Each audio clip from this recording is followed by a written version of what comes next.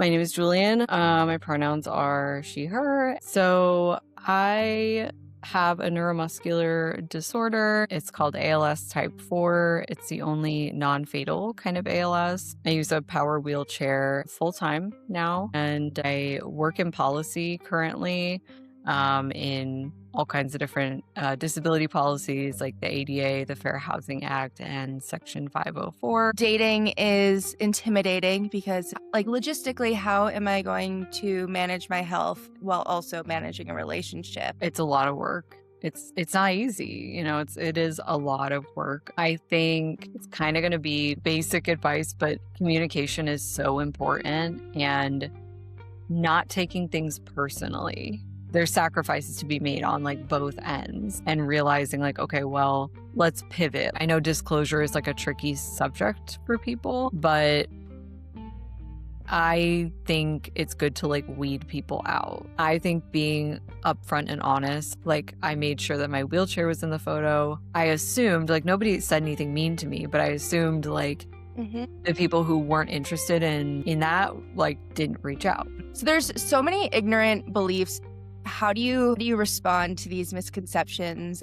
How do you try to fight back to prove that your relationship is beautiful and meaningful and filled with love? So when we go out, people think we're sisters usually. It's always they assume we're relatives in some way. So that's upsetting. First of all, not being recognized. And then that's right off the bat. And then the other things you talked about, when you get deeper into it, I feel like people assume the disabled person doesn't give. This is something I would like to say, and I think it's great to break these barriers. I'm the breadwinner in the relationship. I work full time to put her through school. I also am the one who mostly cleans the house. That's part of my role. I do require care, but I also have a lot of tools that help me navigate the house.